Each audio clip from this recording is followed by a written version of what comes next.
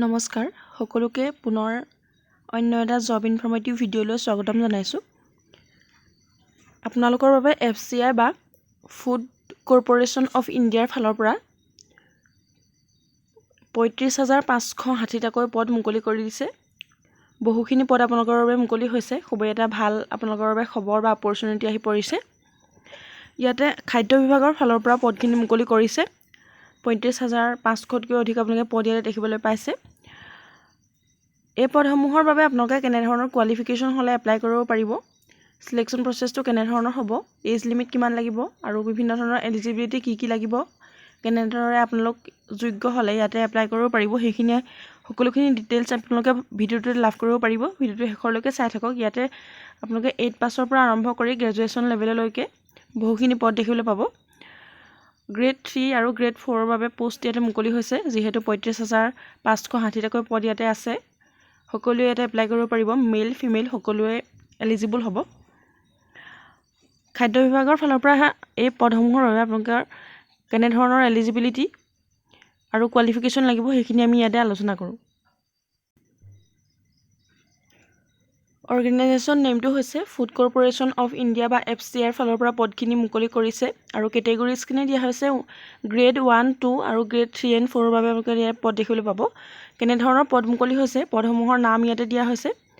বিভিন্ন ধৰণৰ পদ যিহেতু মুকলি হৈছে, আপোনালোকে 8 পাছৰ পৰা আৰম্ভ কৰি গ্ৰেজুৱেশ্যন লেভেললৈকে পদখিনি দেখিবলৈ পাব। Manager, assistant grade 2, junior engineer, steno grade 2, typist, AG grade 3, food safety officer, food assistant, computer operator, food inspector, clerk, helper, peon, watchmen, এনেধৰণে আপোনালোকে বিভিন্ন ধৰণৰ পদ ইয়াতে দেখিবলৈ পাব।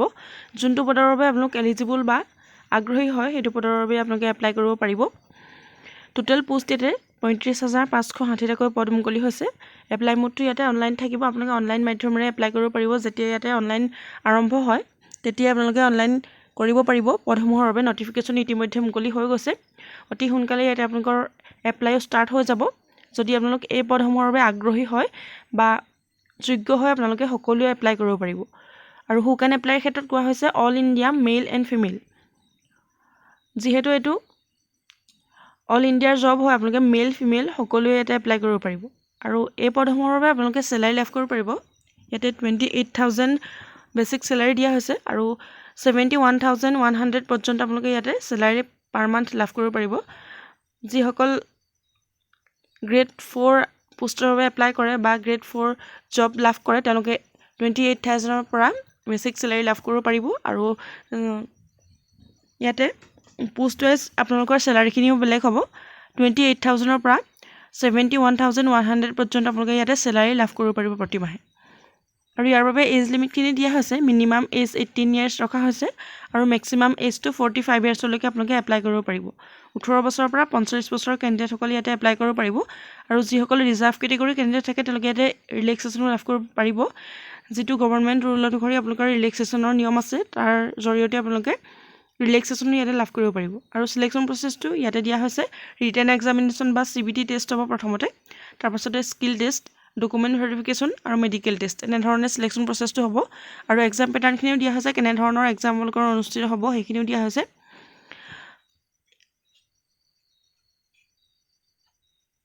চাৰিটা ছেকশ্যনত আপোনালোকৰ ইয়াতে এক্সাম পেটাৰ্ণটো থাকিব। English language, reasoning ability, numerical aptitude, general studies আৰু কাৰেণ্ট এফেয়াৰ্ছৰ টপিক ইয়াতে থাকিব।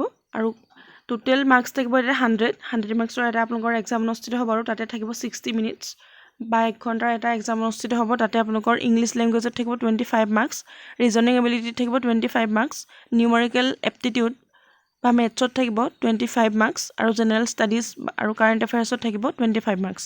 টোটেল আপোনালোকে 100 মাৰ্কছৰ এক্সামটো দিব লাগিব। এনেধৰণে আপোনালোকৰ এক্সাম অনুষ্ঠিত হ'ব। আৰু অতিকৈ গুৰুত্বপূৰ্ণ ইয়াতে এডুকেশ্যন কোৱালিফিকেশ্যনখিনি দিয়া হৈছে। আপোনালোকে ইয়াতে যিটো ৱাটছমেনৰ পদ আছে তাৰ বাবে আপোনালোকে 8 পাছৰ পৰাও এপ্লাই কৰিব পাৰিব। ইয়াতে 8, 10, 12 গ্ৰেজুৱেট সকলোৱে ইয়াতে এপ্লাই কৰিব পাৰিব।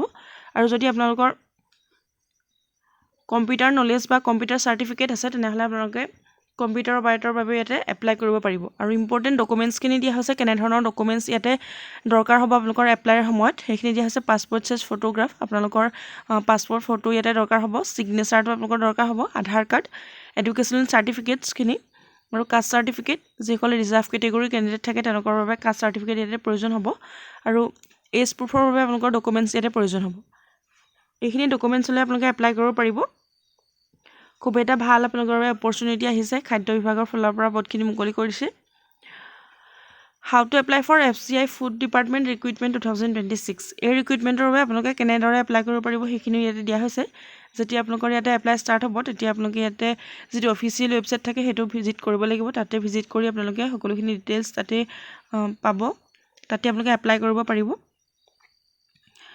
ভিডিঅ'টো ইমানেই আছিলে ডিটেইলছ যদি ভিডিঅ'টো ভাল লাগে এটা লাইক কৰিবলৈ নাপাহৰিব আৰু যেতিয়া আপোনালোকক ইয়াতে অনলাইন আৰম্ভ হয় আপোনালোকক আপডেট দিবলৈ যাতে আপোনালোকে আপডেট লাভ কৰে ভিডিঅ'টো লাইক কৰি চেনেলটো ছাবস্ক্ৰাইব কৰি ৰাখিবলৈ নাপাহৰিব যাতে আপোনালোকে এই নটিফিকেশ্যনটোৰ যিখিনি পদ আছে সেইখিনিৰ বাবে আপোনালোকে সোনকালে এপ্লাই কৰিব পাৰে আৰু আমাৰ চেনেলটোত যিসকলে প্ৰথমবাৰৰ বাবে ভিডিঅ' চাইছে তেওঁলোকে চেনেলটো ছাবস্ক্ৰাইব কৰি আপোনালোকৰ বন্ধুবৰ্গৰ মাজতো এই ভিডিঅ'টো শ্বেয়াৰ কৰি দিবলৈ নাপাহৰিব তেওঁলোকেও যাতে এই নটিফিকেশ্যনটো লাভ কৰিব পাৰে ভিডিঅ'টো শেষৰলৈকে চাই থকাৰ বাবে বহুত বহুত ধন্যবাদ